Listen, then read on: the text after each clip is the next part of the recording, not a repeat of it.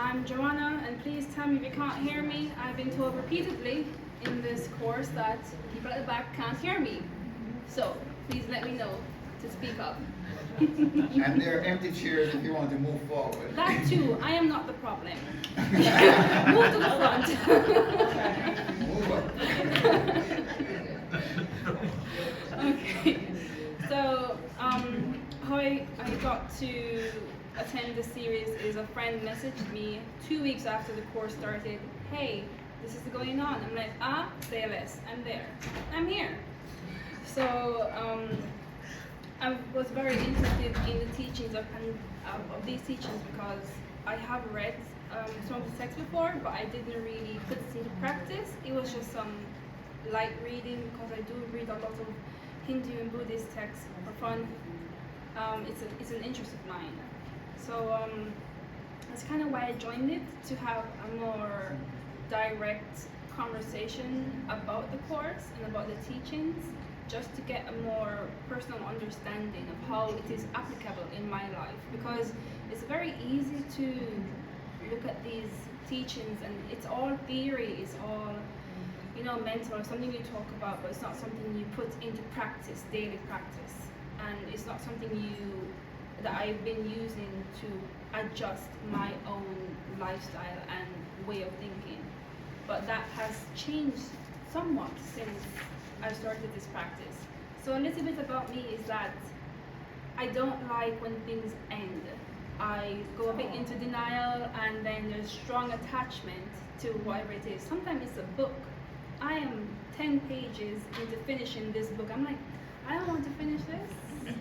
I love this book. And I'll put it down.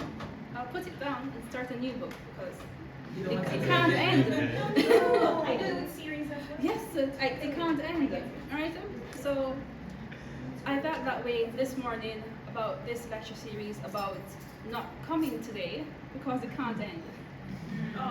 I realized that is attachment.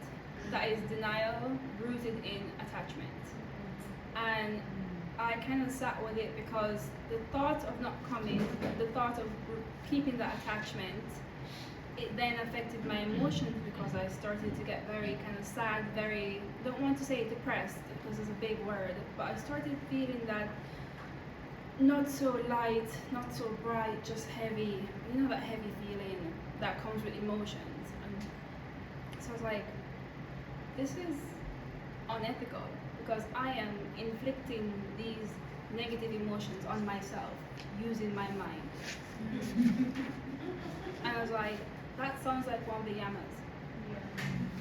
Yeah. So I was reflecting on the yamas and of course the niyamas. I was like, it is applicable in our everyday lives. It's not something big as do not kill. It is do not harm yourself with your own thoughts.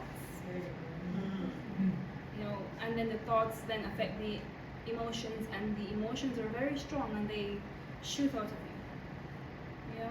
Like a kamehameha. But so that was my that's how I got here today. It's like I can't do this to myself. I can't continue the habit, samskara. I can't let it keep me in this circular way of thinking and feeling, which is very unhealthy because it was making me sad. It was making me not do the things I want to do. So that's kind of where I wanted to talk about today. Consider the 8 limbs of yoga. Which of these do you practice personally? What developments do you see within as you practice them? And I like that. It speaks about practicing, about putting things in the external space and not just cognitively understanding them or theorizing, and we get trapped in our minds. It's an echo chamber out there. So being able to see the teachings as a practice allows it space outside of the mind. So something alright, so I'm going to skip ahead. So I wanted to focus on the 3 angas, asana, pranayama and pratyahara because I found that those were the most external ones. Yeah, Bahiranga Yoga. Hmm. Whereas the final three, dhyana, Dhyana, dhyana, and samadhi. Dharana, Dhyana, Samadhi. Right. These three are Samyama. Right. So those have to do with control of, don't want to use the word control, but having to do with more the mind. I wanted to have things in the external world that then leads me to adjusting my habits and my mind.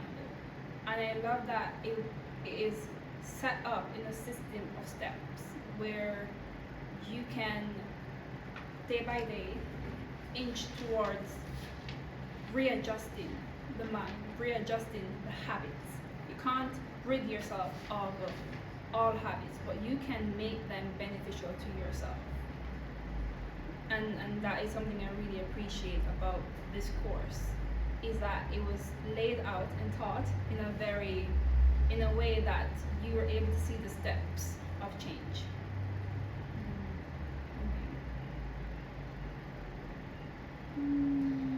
Right, so earlier quite a few people likened the yamas and the niyamas to the Christian commandments, and I didn't. I actually found them to be on the contrary, whereas with the Christian commandments, especially in Jamaica, they're tied to shame, they're tied to sin, they're tied to like negative feelings, like the actions were negative, so you sin, you die in sin, you go to hell. I didn't see the yamas and niyamas in that light. I found that they were more akin to a lifestyle shift. It supports the practice of yoga. It is not tied with feeling ashamed of something. It's tied to understanding, being more open with yourself, and giving you the steps to remove yourself from negative habits. So that is where I'm like, I can see the connection to some Christian, the commandments, but for me, the commandments and how it's taught here in Jamaica, very, very harmful because it makes you feel shame. And sometimes shame, or it makes you feel, if you don't do this, then it's hell. Straight to hell. And I did not want to, in my mind, wrap these teachings with those thoughts. So that is where I separated them. But yeah, onto like the more practicing in terms of the pranayama. I was born sickly with asthma, and my earliest memories were in children's hospital. They knew me by name. I knew all the rooms. I was there often. Wow. My mom was there often too. So my dad would drop us off and go back because my elder siblings were at home, so it's me and her. And so the breath became a consistent issue with me because I would be losing my breath regularly. Couldn't go out to play. Couldn't wear anything that revealed my back because the lungs are right there, and exposing the back, triggering some type of sinus, a cough, leading to asthma, leading to my mom getting angry, leading to me being at the children's hospital at 11 p.m. because asthma and children is a nighttime occasion. It's never in the day, it's nights, sunsets, children's hospital. So getting a better understanding of how the breath affects the body. As an adult, I've been told by the doctors that I've outgrown the asthma, and I'm happy about that, but I find that it has a lot to do with the practices I have involved myself with. And the breath, as we've talked about, does not just affect the body, it affects the mind. You're having negative thoughts, you're having negative feelings. If you shift your attention to your breath, that stops it effectively. And you're able to then readjust. And that is something I appreciate about the practice. It's the ability to readjust. You're going down the wrong lane, you can stop and readjust. And And regarding asana, you know, I was not allowed to move around much.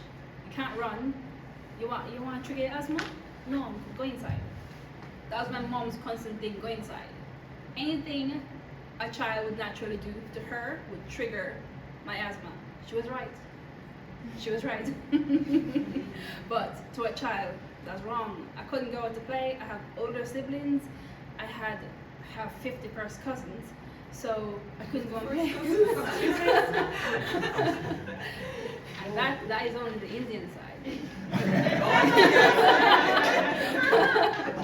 That is on the Indian side. I have cousins old enough to be my parents, and their children are older than me. So yeah. So big. That side of the family is very big, and we're all kind of gathered. So imagine not being able to go out with all of them, being the only one at home. You know, that was awful. So the ability to understand the movement of the body can affect the health. So asana, the practice of it, enabled me to develop movement without my mother being afraid that it would trigger some illness in me. And the more I practiced it, the more I got stronger. And it wasn't just the practice of asana, because I'm also a meditator. So I would do the asanas and I would move into meditation, because I do TM meditations and I did the Siddha program, so I'm able to join the two now more effectively. And as I was saying before, the ability to move along the steps, to alter the mind, to alter the body, to alter the consciousness and the habits that have been unconscious for a very long time. Yeah. Much time? All right, I'm gonna wrap up here, so whoever is coming up next can get my extra minutes.